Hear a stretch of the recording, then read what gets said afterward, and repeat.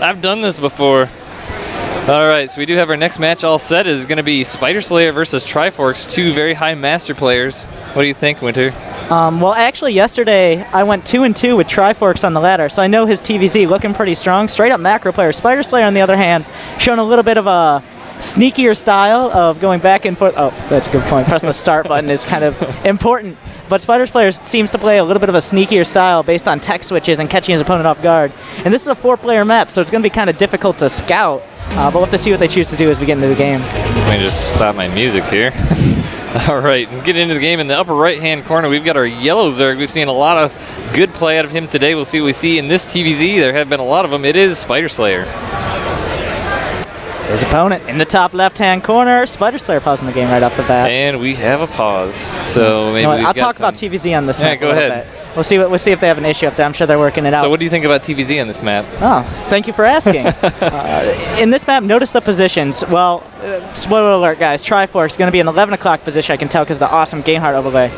He's changing his settings. That's my fault from the last time I was on the computer. I play on low. Screwed everything up. Oh, we were in the game. We got it. Production quality. But yeah.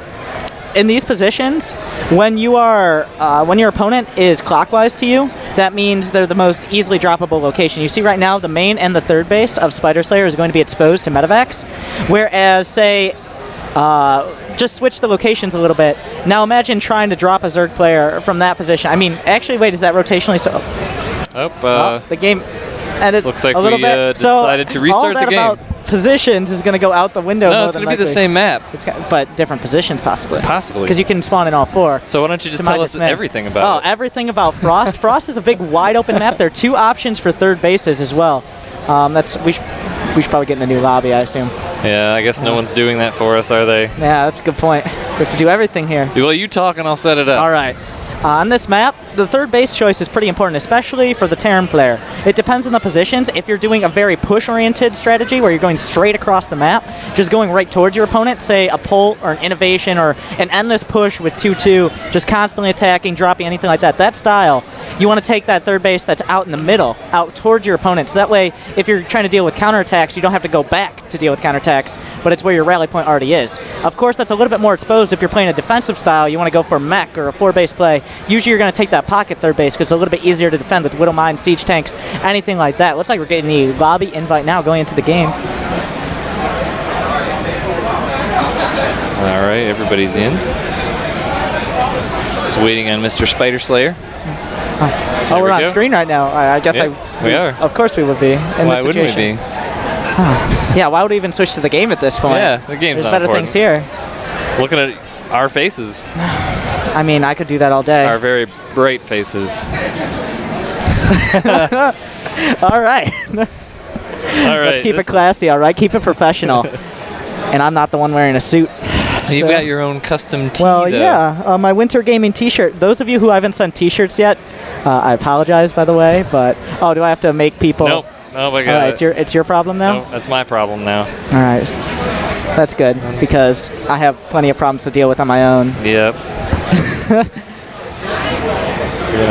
I've never actually used Game Heart as an observer, guys. This is actually the first time I was using it in-game. Yeah, this is the first time we've actually been able to use Game Heart because the things we've casted before have used a map outside of the standard map rules. ESL and stuff like that? Yep. All right, so we are ready. It looks like we are best of 3. 0-0 is our score. We are on Frost, and our players are ready. Yeah, that's good. Let's get this started. Round 2. Round 2. Here we go.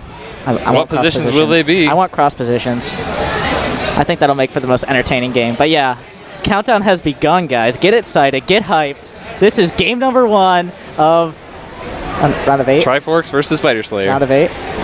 This is round of 8. Yes. 8. Okay. I know what I'm talking about.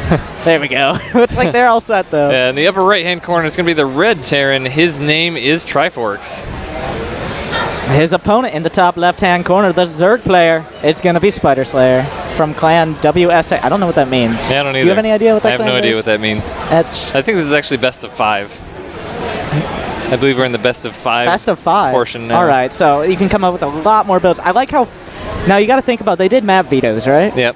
And they narrowed it down to Frost.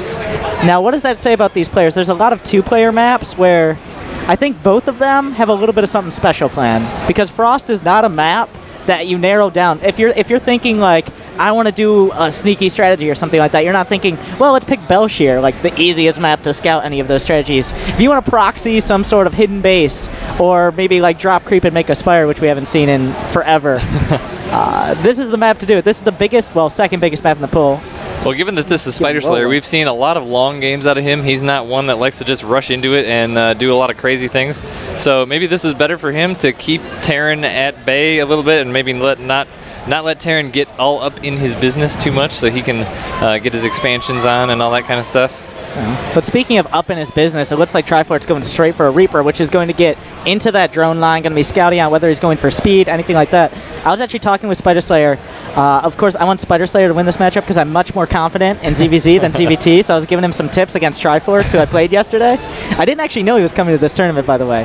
But Triforks is a pretty straight-up macro player for the most part. In the games I played against him, they just went 20, 30, 40-minute macro games. Just back and forth, Mutiling against Widowmine Bio.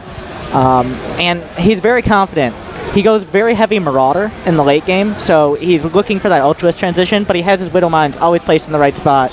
He always has them right where he thinks your units are going to go by. Not always with his army, but instead sometimes where a Zergling run-by might happen or something like that. So he's prepared for any counterattack Spiderslayer might do. Well, as you said, that Reaper is in production. It's going to come out, and depending on which way he scouts around, will be, well, actually, he's seeing the Overlord.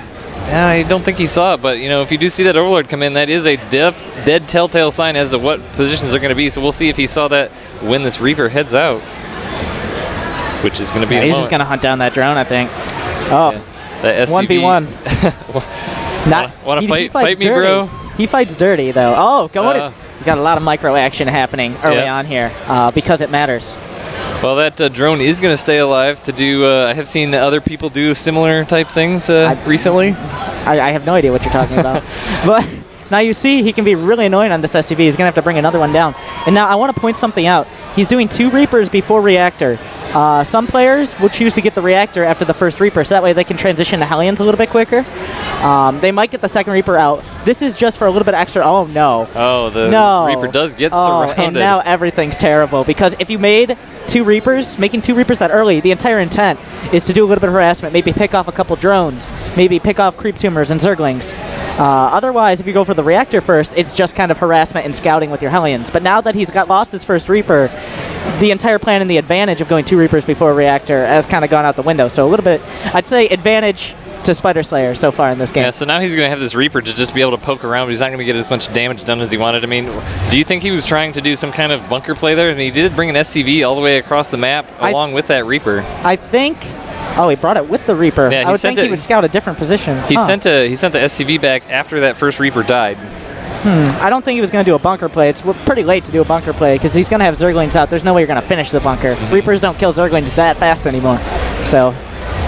Spiderslayer does have an Overlord down at the bottom. He was covering all his bases as he sent them out, but he did find his opponent quickly, and it's going to be a 1-2 Hellions now coming out as he transfers SCVs to his natural expansion. He did not make a bunker, and that's kind of a relatively serious issue because there's 16 Lings on the way. Spiderslayer coming in with speed. There's only going to be 4 Hellions out by the time this completes. He doesn't have a wall in. He's going for 3 Orbitals, and he has a second Thatcher behind it. It's going to be Blue Flame, by the way. Watch him switch it out.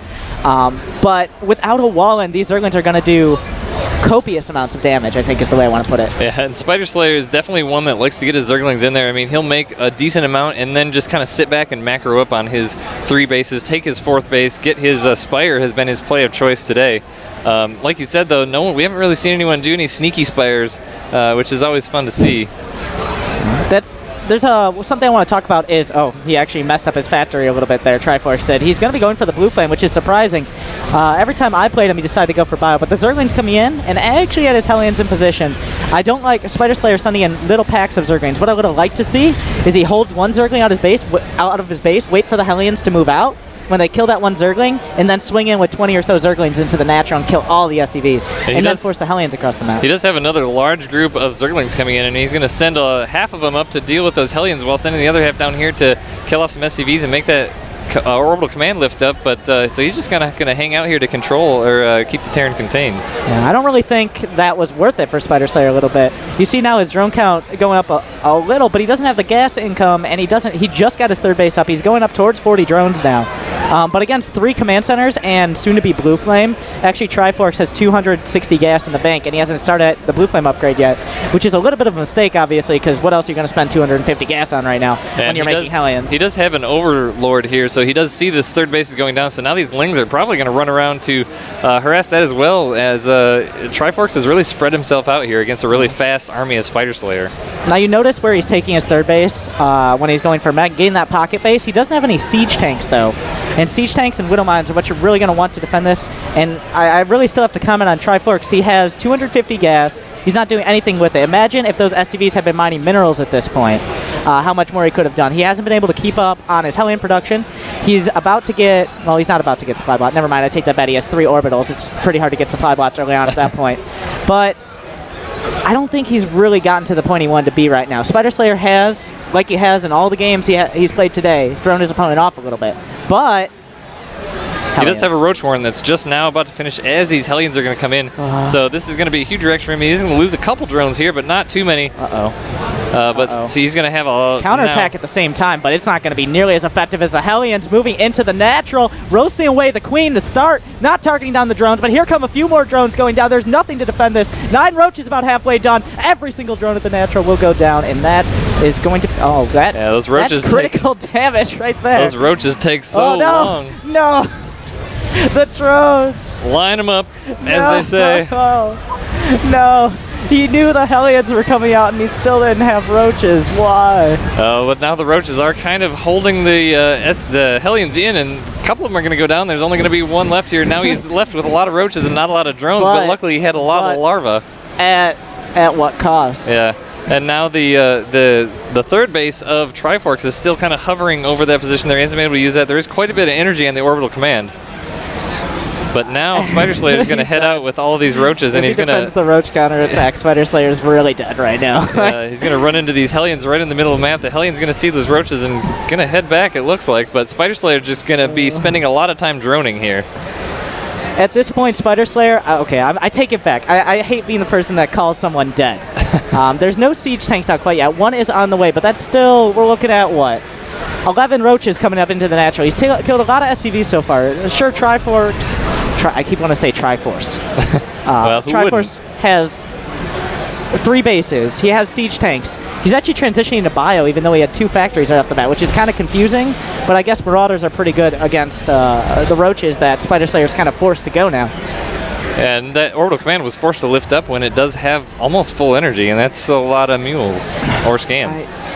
Yeah, he's got mules or scans. At this point, if you're Triforks, you just sit back, you get your upgrades, you secure your third base once you have the unit count. Notice how he's moving it now. As soon as he decided he no longer wants to go back, moving the third base to a location where he can use his bio army to defend it, as opposed to turtling up with a mech army. Yeah, now he does have that 1 tank on the high ground saved him against that Roach push, and there is 1 back as well. And Marines being produced, a lot of Hellions being produced as well. But now that layer is coming down. Where do you see Spiderslayer going from there? I think Spiderslayer's best play at this point, honestly, would be Nidus. Using a Nidus, maybe attacking across with a few Roaches, try to force a siege up in a bad position, and then Nidus the main at the same time. Ravage the main, take out the factories, take out a bunch of SCVs, and then come back and maybe transition past that point. And the scan landing right on top of the lair, he knows what's coming, he knows there's no lair finish yet, and that's really important, because at this point, he knows there's no threat of Mutus. He knows there's no Nidus on the way, no Swarm Host, no Infestors, and he knows he's about to kill a bunch of drones with these Hellions. Yeah, the Roaches are coming in to try and defend it, but there's not a lot of drones here, but the Roaches are going to push those Hellions right away, and the third base is now quite established of Triforks here, and looks like he's just going to continue into that sort of both mech and bio play now at this point. Yeah, this is a little bit interesting. I'm going to have to take note of this in case Triforks win this series, but he seems to be very heavy on the tanks, going for double factory early on. Spiderslayer was actually talking about how he saw this a lot more often. I disagreed. I haven't actually seen this before, but he's going to be really pumping out the siege tanks. And the only thing, the reason siege tanks are now out of style once Widow Mines came in with Heart of the Swarm is because mutas are in the air. Siege tanks, they don't hit up. Widow Mines do. And at this point, with the much quicker and faster mutas, going siege tanks leaves you very vulnerable to them. So I think Spire at this point Spiderslayer choosing one of few. Honestly, I don't agree with the option because I don't think he realizes bio is what the tech choice is. Well, he did have a single Zergling there that did see that army moving out. Now he has a Roach on the tower, so what is he going to see? Not a lot, just those Hellions there. But oh, now he's going to see the Marines and the tanks and the Hellions, so he's going to know what's headed his way. He's so dead. I'm sorry. How many times have you said that now? Well, he was still dead at that point. After taking, it's one of those games, honestly, as the Zerg player, you feel like, oh, I'm not dead. I can make so many more drones. I can try to fight this out. But Triforks has been playing very safe. He's establishing his position, and in the most position-establishing way possible with siege tanks, dropping on top of this third base. And Spiderslayer, let's be honest, mutas are really not... Oh, my... 7... Whoa, whoa. Yeah. I need to stop saying these things. Spiderslayer has been a player so far that today, we've seen this before out of him today. He made a big Roach push, and then he just sat back and banked gas. So that once we've seen him in this position of almost dead before, and have these mutas come out and come back. But and that's all he's been doing. This third base hasn't been mining any minerals. It's purely been mining gas. At this point, the mutas are the trump card, but there's still so many Marines with this force. I don't think he can directly engage. Oh, he's actually going to save the base, though. That's pretty huge. And wait, does Triforks... doesn't know for a fact that there's a fourth base down there. He hasn't seen the hatchery yet. So if he kills his third base and sacrifices his army for it, that could be huge. Wow, he is really going to move in there, separating his Marines out enough to where those mutas might actually be able to do quite a bit of damage to it. There's only one medevac there. But now the muta's just going to head across the map, do a counterattack, and it's already forced this orbital command to lift up, and now it's going to force Triforks to run himself right back across the map. These mutas going to polish off this command center eventually. Go back and kill it. Okay, he's going to finish it off. The command center that was softened up earlier. He's doing a great job with his mutas, but still, he's been supply blocked at 100. Well, once you lose some units, you're no longer supply blocked. These Marines, though, he still can't take a straight-up fight. I think we need to see Burrow and Baneling Mines research. We see Baneling speed on the way. If we see Burrow complement that, one Baneling Mine could turn the tide with this many mutas on the field. Still, Spiderslayer has to pull some sort of, I'm not going to say miracle, but genius move out of his... Okay, that wasn't nearly We have seen the likes out of him before. I mean, he's been in this position several times, especially in ZVT. He said this is his least favorite matchup. This is the matchup he's not the best at, but, he's found a way to win so far. He saw the drones transferring Triforks did. I don't know if he was actually paying attention to it. We're still looking at 1-1 upgrades against no upgrades on any of the Zerg units. Here comes the Force into the natural. There's a bunch of Banelings ready there, and he's on creep and he hasn't sieged up yet, but Spiderslayer does not choose to seize the opportunity. Yeah, I think he might actually be dead now. Oh. But we'll see. As the tanks do siege up, there are a lot of Marines. Medevac numbers have grown, so now he's going to be moving in. The mutas are headed back across the map to try and maybe pick the tanks off from the back, but he is leaving a lot of Marines in the back there as well, waiting for that to happen. It looks like there's a whole lot more Marines streaming across the map as well. Speed is going to be done soon, but 2-2's already on the way. It's 163 to 110 supply. He's supply blocked, and he's 20 over his supply block now. Mutas are amazing, but in this case, even against Marine Tank, not even against Widow Mines, he's going to be very hard-pressed to take an engagement where he's going to win. He is forcing a lot of stims out of those Marines, though, as he keeps coming out. Now the Banelings with speed now coming up as the Marines come to reinforce. Nice splits on those Marines, though. Does kind of go for the tanks, and there's still a lot of Marines left. At this point, the Marines are just going to march up into the main. The mutas trying to find a point to engage, but they cannot go straight into this army. Yeah, but also the mutas keep forcing stims off of those Marines, and those medevacs are left with 0 energy. So every stim he does, he's actually doing quite a bit of damage. The hard counter to 0 energy on medevacs, though, is not having 0 units is the issue right now for Spiderslayer. Yeah. Ever since those Hellions came in, I got to say Spiderslayer made a little bit of a mistake. He knew that Hellions were the only choice for the counterattack. He knew after he did the Ling attack that the Hellions would be coming out because he didn't kill any of the Hellions. But still, his Roach Warren, his Roaches, and Spinecrawlers were pretty late. He kind of put himself in a low drone position, and then I think over-droned a little bit and got caught off guard by the Hellions. Yeah, he definitely did make a lot of drones after that, and that definitely sets a guy back when you're making all your. And there's the GG. So definitely a good game for Spiderslayer. I mean, a better game for Triforks, but Spiderslayer, as you said, he's dead 3 times, and he hung in there for quite a while. Yeah, it's one of those games where you can hang on by a thread. There's a big difference between winning and not losing, and Spiderslayer was kind of towing that line for a while. It looked for a little bit when he came in with the mutas, sniped off the third base. He might have a chance to bring it back, but after everything was said and done, Marines, tanks, medevacs, other Terran unit, Hellions most Those importantly, ended up being the end of him. So that was a great game. It was a pleasure to cast with you, but we're going to take a break now, get Gallegation back here as we get our next game set up. So thanks, Winter, for joining me. Thank you, sir. We'll see you shortly as well as you have some more games to play. All right, see you guys.